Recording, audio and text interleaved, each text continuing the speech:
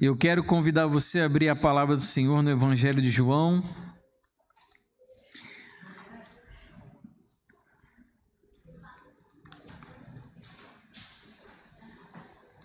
Nós vamos ler o capítulo 16 do Evangelho de João.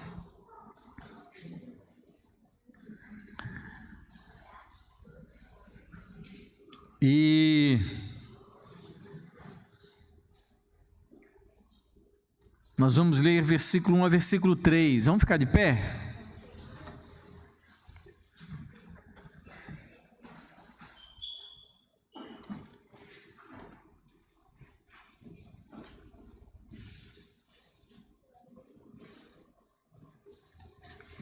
Vamos ler versículos 1 a 3 desse texto de João 16. Amém? Falo estas coisas para que vocês não se escandalizem. Eles expulsarão vocês das sinagogas, e até chegar a hora em que todo aquele que o matar pensará que com isso está prestando culto a Deus. Isto farão porque não conhecem o Pai nem a mim. Vamos orar. Senhor, que de alguma maneira essa palavra nos sirva de orientação para tempos que vivemos e tempos que virão. Nos ajuda, Senhor, fortalece a nossa fé, a nossa disposição de crer, de amar o Senhor acima de todas as coisas. É o que eu peço em nome de Jesus. Amém. Podem sentar. E quando eu estava preparando, sempre orando e pensando no que nós poderemos trazer para compartilhar com os amados, para edificar a igreja, para ensinar a palavra, e a gente sempre tenta olhar para a realidade da igreja, olhar para o que acontece no mundo e como nós devemos preparar a igreja para viver nesse mundo na expectativa de que o nosso lugar de fato é no céu. E quando eu me deparo com esse texto de João 16, 1 a 3, tem duas coisas que eu preciso falar. Primeiro, obviamente, aqueles que talvez sejam um pouco mais versados em teologia e doutrina, vão perceber que eu tenho uma postura escatológica aqui. Então, eu faço uma interpretação desse texto com base naquilo que eu acredito, se tratando da doutrina da escatologia, das últimas coisas. Então, talvez aqueles que sejam pós-milenistas, dos quais eu não sou parte, aqueles que acreditam que o Evangelho ele prosperará de tal maneira nesse mundo que o mundo será praticamente perfeito e com isso virá o fim, eu não acredito nessa posição, eu não sou otimista nesse sentido. E também talvez um milenista, ao ler esse texto, ele dissesse, não, esse texto de João 16, 1 a 3, ele já se concretizou na história da igreja, isso não vai mais acontecer. Alguns amilenistas talvez defendam esse ponto. Mas eu, como sou um pós-tribulacionista ou um pré-milenista histórico, e eu acredito que de fato a igreja passará pela grande tribulação, eu não encontro razões para crer de maneira oposta, inclusive discordando dos pré-tribulacionistas ou pré-milenistas dispensacionalistas que acreditam no arrebatamento secreto da igreja, que particularmente eu também não acredito. Então, quando eu estou expondo esse texto, eu estou expondo numa perspectiva de alguém que acredita que a igreja vivenciará dias muito difíceis, de que, de fato, a igreja deverá passar pela tribulação, de que ela será provada, testada, e que, ao final, chegarão apenas os salvos, aqueles que, de fato, conhecem e proclamam o Senhor. Mas também, olhando para esse texto de João 16, 1 a 3, e olhando para aquilo que acontece conosco, com a nossa sociedade, com esse mundo em geral, eu fico com receio de talvez estar aqui destilando, não apenas doutrina, mas um pouco do meu pessimismo em relação a tudo aquilo que a gente vivencia hoje. Então, talvez, e normalmente os pós-tribulacionistas são de fato pessimistas em relação à sociedade e a esse mundo.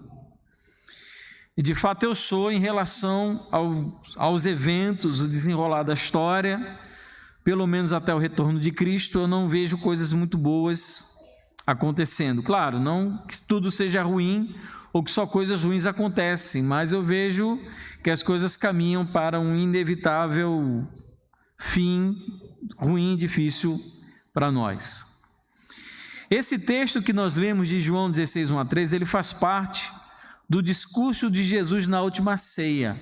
A última ceia, ela começa lá em João capítulo 13, como os irmãos podem ler depois em casa, e a partir do capítulo 14 de João, nós iniciamos então o último discurso de Jesus aos seus discípulos, que se estende do capítulo 14 até o capítulo 16. No capítulo 17, nós então temos a chamada oração sacerdotal de Jesus, onde ele sai com seus discípulos para ser então traído, entregue aos sacerdotes e morto. Jesus, ele dirige suas últimas palavras aos seus discípulos antes de sua morte. Então, é esse contexto muito sensível, muito difícil, muito angustiante, que antecede a morte de Jesus, que nós encontramos esse discurso de despedida. São palavras muito tocantes, muito duras, profundamente incômodas, que trazem confusão e tristeza ao coração dos discípulos. E quando nós lemos esse texto de João 16, 1-13, eu estou falando especificamente desse trecho que nós lemos, mas acerca da provação do fim, é praticamente todos esses versículos que nós lemos anteriormente. Quando nós lemos esse texto, duas coisas nos parecem muito sensatas de pensar. Primeira coisa que nós pensamos, que isso é algo distante no passado. Quando nós falamos sobre pessoas que nos matarão, acreditando que prestam culto a Deus, que perseguem, pais que matam os filhos, filhos que matam os pais, que entregam os pais para serem presos, ou pais que entregam os filhos para serem presos, tudo isso por causa do nome de Jesus, nós sempre pensamos que isso é algo distante no passado, é algo que aconteceu, de fato aconteceu, historicamente, no passado da igreja, lá no Novo Testamento, e que com o desenrolar das primeiras perseguições, nós encontramos isso acontecendo como é descrito aí em João capítulo, a partir do capítulo 14, mais especificamente o final do capítulo 15 e capítulo 16. De fato isso aconteceu. Então quando nós lemos isso daí, nós olhamos algo que nós julgamos que já aconteceu no passado, como de fato aconteceu. Então, é uma posição que nos parece muito sensata. Vamos fazer só um pouquinho de silêncio. Não sei se é a Alice que está ali, que eu não estou chegando. Vamos fazer um pouquinho de silêncio. Então, a primeira coisa. A segunda coisa, ou nós entendemos que esse texto é algo que aconteceu no passado, ou então olhamos para ele como algo distante no futuro. Algo que acontecerá naquele tempo que nós chamamos dos últimos dias, no final dos tempos. Ou seja, no final de tudo, ou olhando para esse texto como algo que aconteceu no passado, ou como algo que acontecerá no futuro, nós sempre pensamos que são coisas das quais nós não devemos nos preocupar. Não é assim que acontece com o nosso coração quando lemos textos que relacionam o nosso sofrimento, dificuldade, perseguição ao fato de nós conhecermos e proclamarmos o nome do Senhor. Sempre entendemos que ou é algo passado ou é algo no futuro, nunca que é algo que diz respeito a gente. Claro, sem dúvidas, esse texto reflete algo que aconteceu e que voltará a acontecer. Disso eu não tenho dúvida. Eu não sei se os pré-tribulacionistas, se os amilenistas e pós-milenistas, se eles têm dúvidas disso. Eu não tenho dúvida de que isso de fato voltará a acontecer. Só que perceba, meus queridos irmãos, que no sermão profético de Jesus sobre os últimos dias nós lemos: Um irmão entregará à morte outro irmão, e o pai entregará o filho. Haverá filhos que se levantarão contra os pais e os matarão. Todos odiarão vocês por causa do meu nome. Aquele, porém, que ficar firme até o fim, esse será salvo. Marcos 13, 12 a 13. Ele fala de um tempo que nós declaramos ser os últimos dias, o fim dos tempos.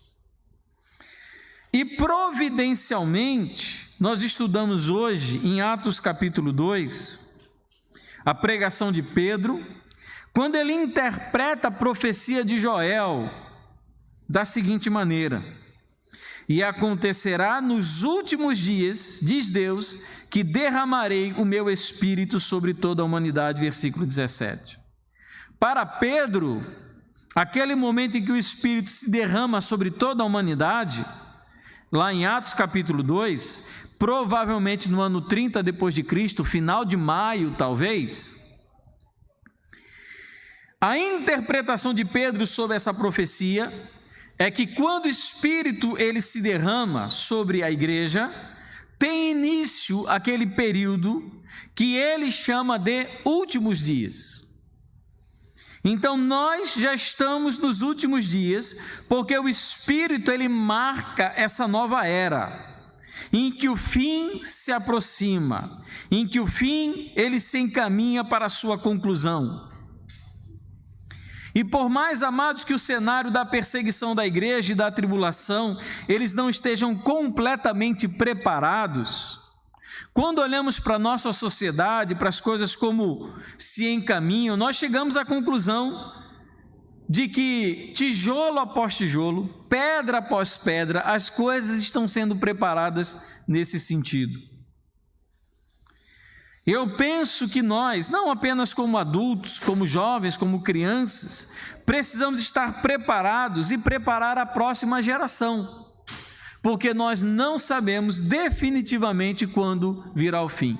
O certo é que aparentemente as coisas que acontecem estão se somando para que o fim chegue. Estava lendo na verdade, alguém mandou para mim. Eu já estava pesquisando sobre isso, e alguém mandou para mim um vídeo de um youtuber fazendo um comentário de que as Nações Unidas tinha um relatório de um dos delegados lá das Nações Unidas que prescrevia ou que recomendava às autoridades governamentais que tratassem o direito LGBT como um direito superior ao direito religioso. E eu sou uma pessoa que gosta de pesquisar. Eu fui pesquisar na internet e alguns desses checadores de opiniões diziam que isso era mentira, que não era verdade, que havia uma prescrição, um documento da ONU que dizia que os governos eles deveriam privilegiar o direito LGBT ao direito religioso. O que eu fui? Eu fui ler o documento. E é um documento, de fato, que está no site da ONU, em inglês. Ele tem 23 páginas, eu não cheguei a ler ele todo, eu li algumas partes, e de fato lá diz que os governos eles devem calibrar o direito religioso para que ele não se sobressaia ao direito LGBT. Está dito lá. Está dito. Queridos, nós não podemos ser inocentes de que nesse período de pandemia que nós vivemos, testou-se a nossa capacidade de abrir mão dos nossos direitos. Porque o nosso Supremo Tribunal Federal, ele decidiu que o meu direito, ele pode ser exercido em casa, então eu não preciso vir para a igreja. Por mais que a Constituição me garante direito à livre manifestação, ao exercício de culto público inclusive, tudo isso, ainda assim, dito na Constituição, me garantido como direito, o STF diz que não, que você pode exercer o seu direito todo em casa, que você pode ter comunhão em casa, que você pode cear em casa, que tudo você pode fazer na sua casa, que você não precisa ir para a publicidade, para a coletividade para exercer o seu direito. Isso, queridos, são indicações de coisas ruins que estão acontecendo. Quando os nossos jovens, adolescentes entram na universidade, e eu estava lendo uma pesquisa feita nos Estados Unidos sobre isso, cerca de 70% dos jovens cristãos que entram na universidade, nos Estados Unidos, é que eu acho que é pior, porque a cultura protestante dos Estados Unidos é mais forte que a nossa cultura, aqui eu acho que é muito pior. 70% dos jovens que entram na universidade no primeiro ano abandonam completamente a fé. Tudo isso, amados, nos encaminha para tempos difíceis, em que as nossas liberdades de manifestação, não apenas na praça pública, porque a praça pública agora não é mais o espaço físico da rua, da frente da sua casa, da sua escola, a praça pública é a internet. Tudo que nós temos como manifestação está fadado a um dia a ser tolhido, porque o nosso discurso, a nossa fala, ela vai contra tudo aquilo que é princípio contrário à palavra que a sociedade defende. Mas veja que João, capítulo 16, ele nos traz um alerta muito sério. Matar crentes para adorar a Deus.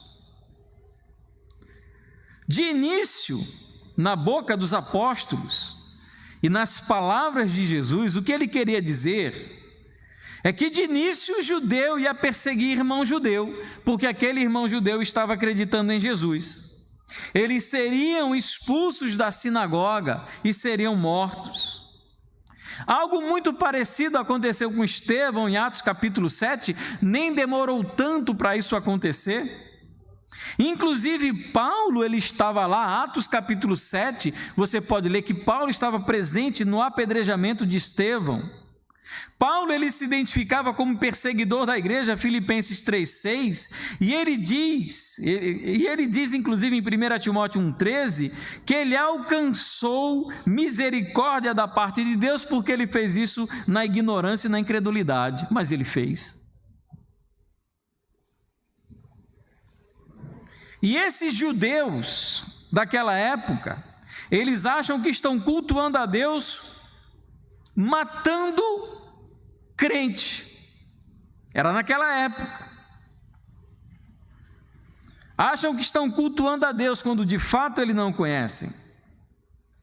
Queridos, eu não tenho absolutamente nenhuma dúvida sobre o retorno desse tipo de situação. Não sei quando, não sei se em breve, não sei se no futuro com certeza, mas não sei se no futuro breve, no futuro distante. O certo é que nós sabemos que isso vai voltar a acontecer. E eu penso que as barreiras sociais, políticas e legais que estão impedindo a perseguição da igreja estão cada vez mais fragilizadas. As nossas liberdades, o direito, a democracia, tudo está ficando cada vez menor.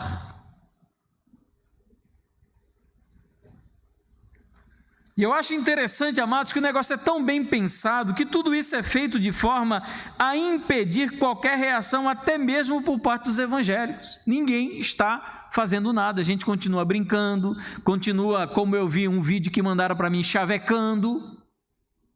E as coisas acontecem diante dos nossos olhos, estão tirando a nossa liberdade, falando dos nossos valores. Existem vários projetos no Senado tramitando para alterar o conceito de família para abarcar todo tipo de situação que você imaginar. Constituição Federal diz: família, casamento, homem e uma mulher, e os filhos. Existem projetos para alterar completamente esse conceito. Ah, mas está na Constituição, ninguém pode tirar. Pode, tira, meu irmão. Você tem dúvida?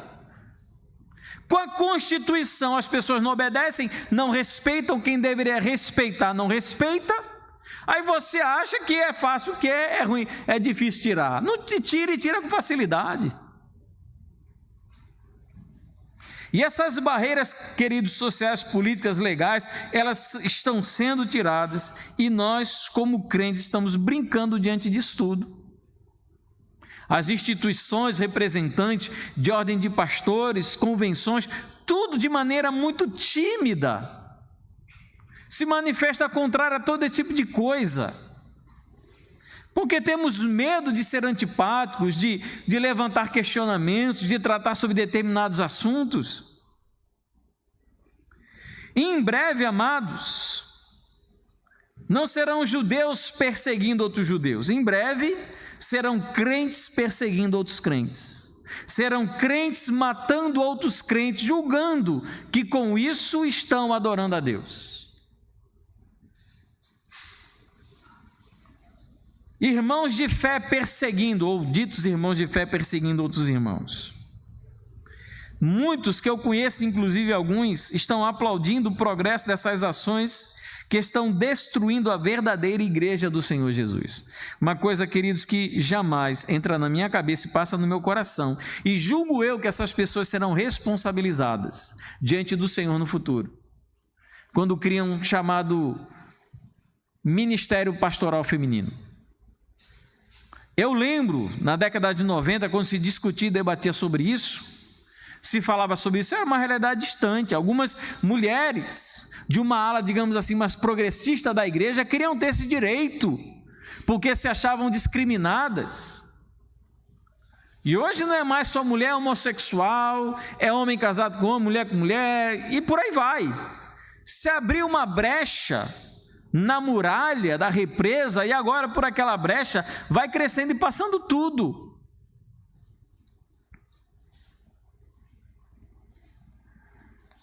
E muitos queridos aplaudem, irmãos nossos em Cristo aplaudem tudo isso, não dizem nada, não se manifestam contra, ou ficam brincando com seus jovens dentro da igreja.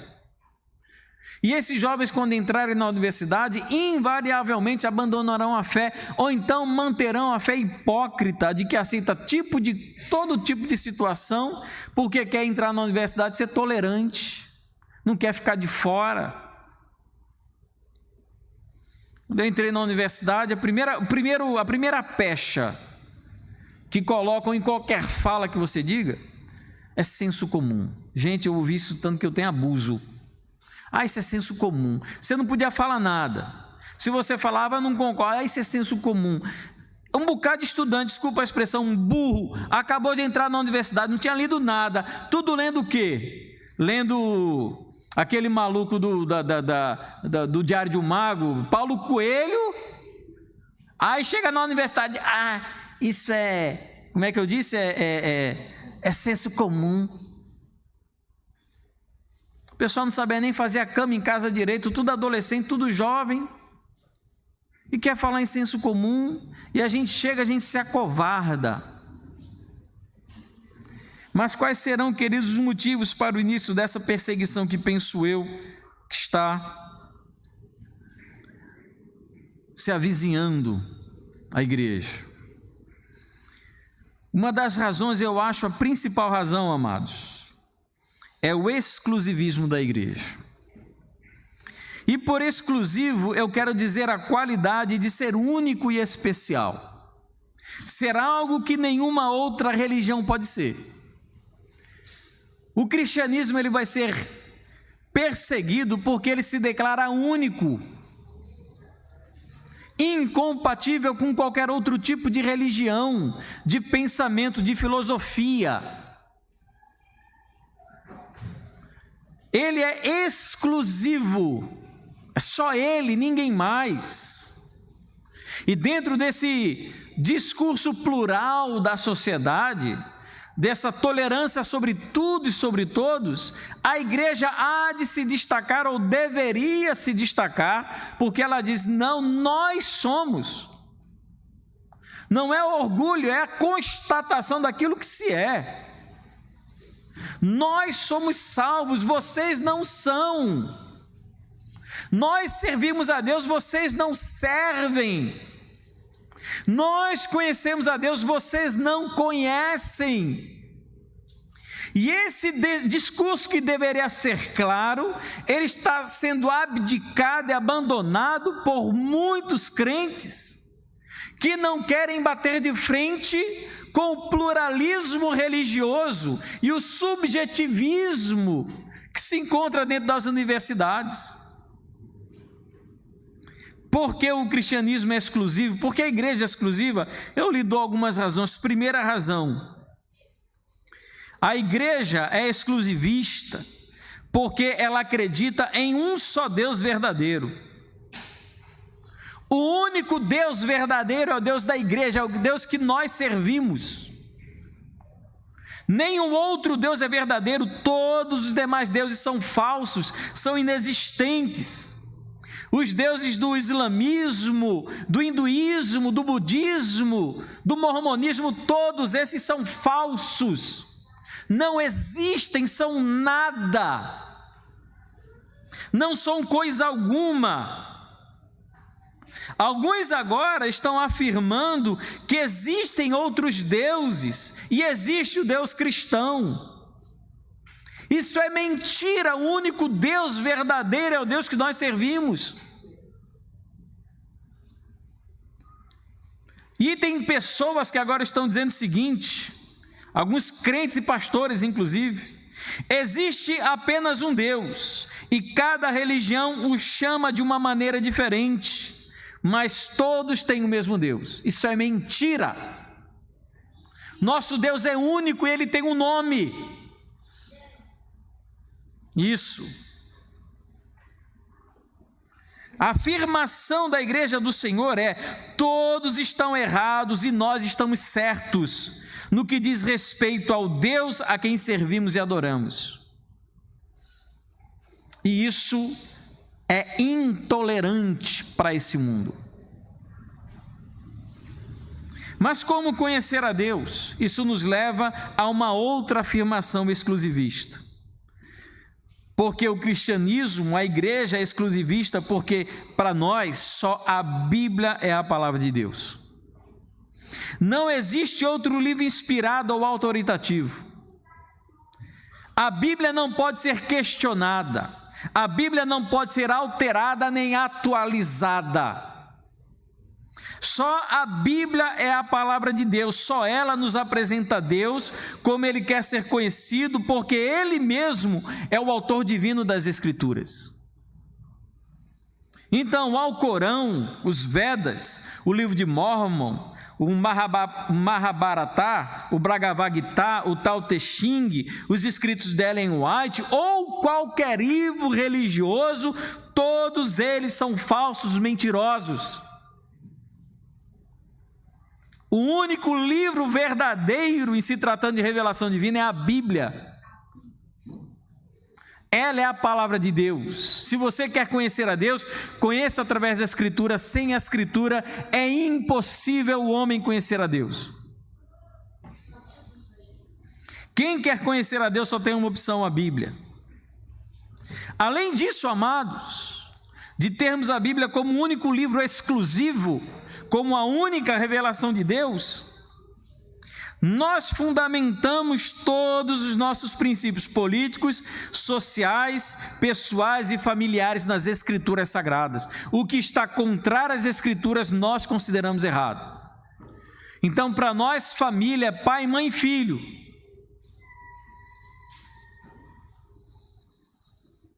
E quando nós então dizemos e declaramos isso para uma sociedade que hoje acredita que todo tipo de agremiação, de união entre qualquer tipo de pessoa, de qualquer maneira é uma família, nós estamos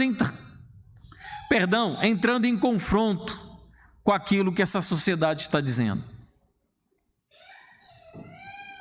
E como a Bíblia nos apresenta a Deus, isto nos leva a outra afirmação muito exclusivista. O cristianismo é exclusivista pela maneira como Deus é apresentado nas Escrituras. Deus não é apresentado como um ser unicamente amoroso e tolerante com o pecado. Não é aquele cujo único propósito de vida é tornar você feliz. É fazer da sua vida uma curtição. Deus é apresentado como sendo um Deus de toda a terra. Deus, ele não é Deus do judeu. Deus, ele não é Deus dos cristãos. Deus, ele é o Deus de todas as pessoas desse mundo. Não existe o Deus do muçulmano, não existe o Deus do católico, não existe o Deus do espírita, existe um Deus apenas. E a conclamação da igreja não é sirva ao seu Deus, é sirva a esse Deus único e verdadeiro. Esse é o convite, a proclamação da igreja, e sempre será. Não, mas eu sirvo a Maomé, eu sirvo a Alá. Abandone Alá e sirva ao Deus cristão, que é o único Deus verdadeiro. Não, mas eu acredito na reencarnação. Abandona a reencarnação. Crê na palavra de Deus, crê no único Deus verdadeiro. Deus é ontologicamente santo e eticamente santo, o que significa que Deus, sendo Deus, Ele não aceita todo tipo de comportamento. Deus, Ele faz exigências morais às suas criaturas. Não cumprir essas exigências traz condenação para o ser humano, como de fato trouxe lá em Éden. Deus não brinca, Deus Ele condena, Deus Ele pune, Deus Ele castiga, Deus Ele odeia.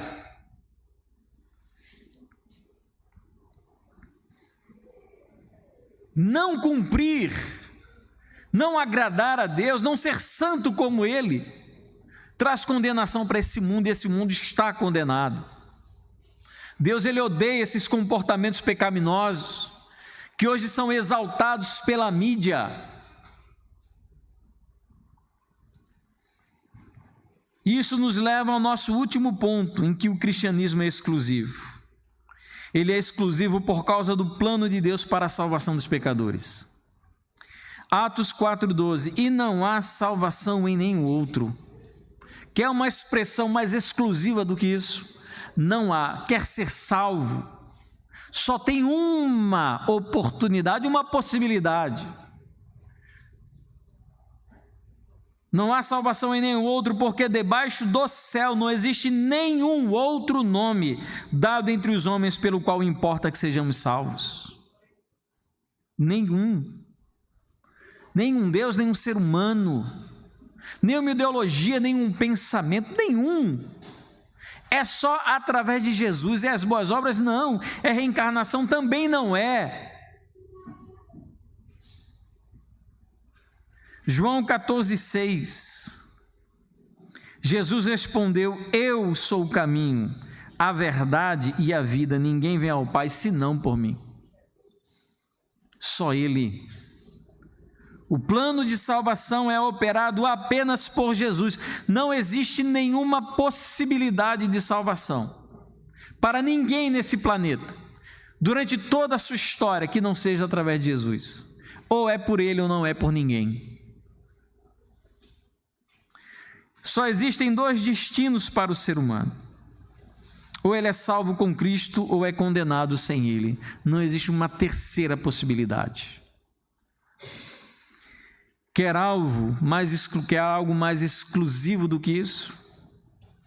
João 3,18, quem nele crê não é condenado, mas o que não crê já está condenado, porque não crê no nome do unigênito Filho de Deus. Ou é Ele, ou não é ninguém. E a tolerância, subjetivismo evangélico, o pluralismo religioso das igrejas estão enviando pessoas para o inferno. É o máximo que elas conseguem fazer com essa abertura social, com esse evangelho tolerante, inclusivo, com comunidades inclusivas, é levar as pessoas para o inferno. É o máximo que elas conseguem, porque só Jesus Ele pode salvar alguém. Queria concluir fazendo algumas observações importantes.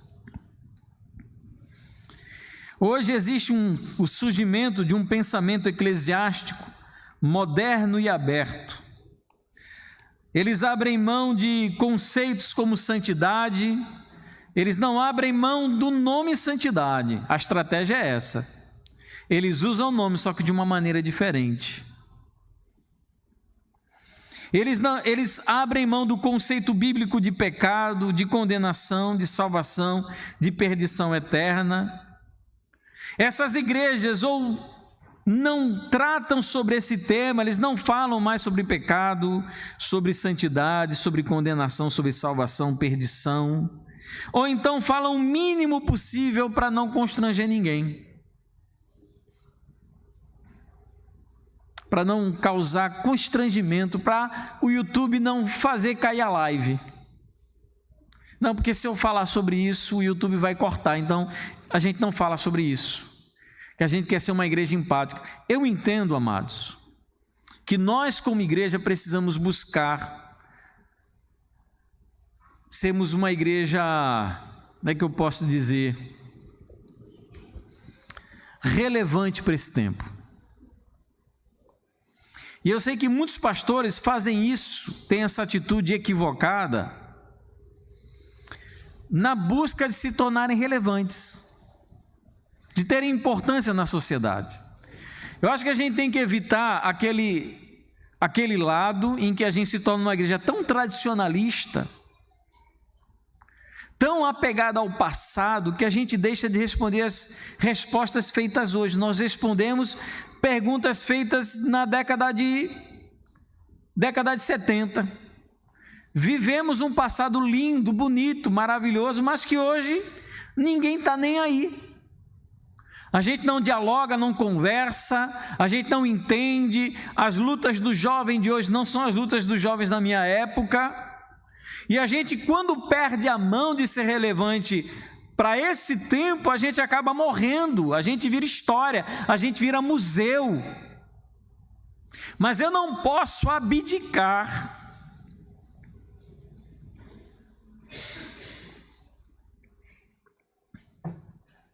de princípios bíblicos fundamentais para ser relevante. Eu não posso deixar de exigir o que a Bíblia exige para me tornar uma igreja relevante. A gente precisa ser relevante cumprindo o que diz a palavra. Eu não posso abrir mão dos dois. Eu preciso ser relevante, eu preciso ser bíblico. Só que algumas pessoas estão abdicando da palavra do Senhor para serem relevantes.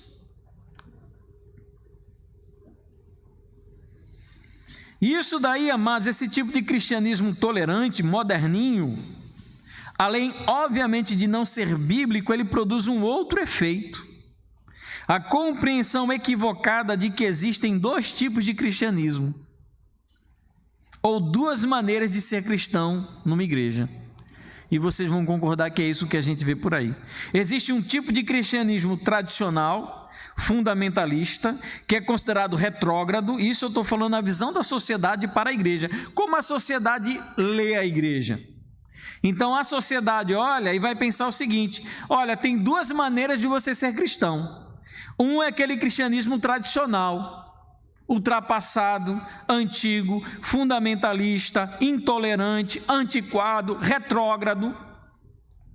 Tem esse tipo de cristão. Aquele pessoal que é só Bíblia, é Bíblia para cá, tem que obedecer a palavra, tem que obedecer a palavra, tem que ir para a igreja, não pode ter relação sexual fora do casamento, é homem com mulher, mulher com homem, essas coisas aí, isso é coisa do passado, eles vão dizer, e essas igrejas não se encaixam dentro desse perfil moderno.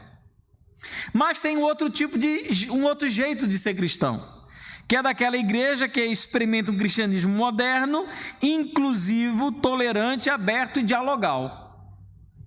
Tá, aquela igreja é boa, ela consegue conversar com a sociedade, ela é tolerante com o diferente, ela dialoga com as ciências, ela é aberta ao novo, ela não trata mais desses conceitos de pecado, de iniquidade, não fala mais sobre condenação, ela não fala disso, ela fala para o jovem hoje, isso é coisa do passado, como eu ouvi de crente. Ah, pastor, isso é coisa do passado, isso é uma mitologia judaica antiga. Mas só existe uma maneira verdadeira de ser cristão, que é a maneira bíblica. Não importa como a sociedade me veja, como eu disse, a gente precisa ter uma igreja relevante para esse lugar onde nós estamos, para esse bairro profundamente desafiador. Eu tive noção disso ontem, né? Eu até conversei com minha esposa, vivemos aqui no bairro de Petrópolis. O que é o bairro de Petrópolis? Simplesmente hoje é um dos bairros mais caros de Natal, dos metros quadrados mais caros de Natal. E quando eu olho para a pessoa aqui, eu olho para pessoas que não tem condição de comprar um apartamento aqui nesse bairro, mas estamos aqui. E a gente ontem foi fazer um lanche com o Thomas, fomos convidados, né, pelo irmão de Ana Laura, fomos ali num lugar, nem lugar caro não, é um lugar normal, mas enfim, Petrópolis, onde tem food truck, essas coisas. E quando eu saí, meu amigo, é cada carro que eu não sabia nem dizer o nome. O carro do nosso irmão Galote, aquele carro novo, aquilo é uma carroça perto dos carros que estavam lá.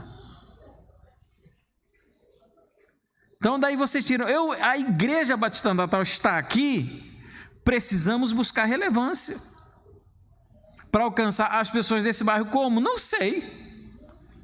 O carro mais pobre que tinha era o meu, um Kwid.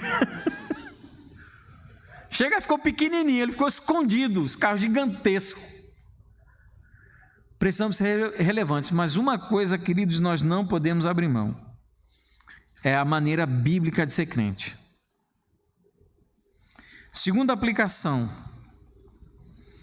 diante de uma situação, queridos, como eu percebo, tão difícil que nós vivemos, nós precisamos fortalecer o nosso cristianismo com a palavra. E duas coisas estão caminhando diametralmente opostas. Aparentemente, as igrejas modernas estão se distanciando da palavra porque buscam relevância, mas as igrejas tradicionais também estão se distanciando da palavra. Estão abrindo mão da palavra por conta das suas tradições, do seu modo de ser antiquado, e acabam perdendo a oportunidade de ser relevante nesse tempo. Ser cristão não é apenas um conjunto de crenças. Ser cristão é uma maneira de viver. E nós precisamos fortalecer a nossa vida e a nossa família com a palavra. Transformar o nosso cristianismo vivo e ativo com a palavra. Eu fico pensando, se a palavra traz vida, por que ela não produz vida em nós? Se ela é relevante, por que ela não produz essa relevância? Então eu fico me questionando, onde é que está o erro? Onde é que está a falta de acerto? Em que a gente julga ter tudo, mas aparentemente não tem nada. E terceiro, o objetivo desse alerta que Jesus dá aos seus discípulos não é trazer confusão, briga, discórdia, não é para tirar o sono, mas a trazer paz, por incrível que pareça. João 16:33, a última frase de Jesus: falei estas coisas para que em mim vocês tenham paz. No mundo vocês passarão por aflições, mas tenham coragem, eu venci o mundo. Nesse mundo as aflições são muito comuns, mas a vitória final nos é garantida através de Jesus. Queridos, que nós estejamos preparados como igreja, como pessoas, para tempos que podem se tornar ainda mais difíceis. Que a gente alimente o nosso coração com a palavra e que a palavra produza em nós vida e vida nos traga relevância. Para que a gente possa abdicar dos nossos pecados, amar o Senhor e proclamar o Evangelho, crendo que esse dia vai chegar. Não sei se eu vou estar vivo, não sei se Thomas estará, não sei se na próxima geração, mas esse dia vai chegar porque é promessa do Senhor, faz parte do seu plano resgatador da igreja. E que Deus nos dê graça, amados, de suportarmos todo tipo de provação por causa do nome do nosso Senhor. Vamos orar.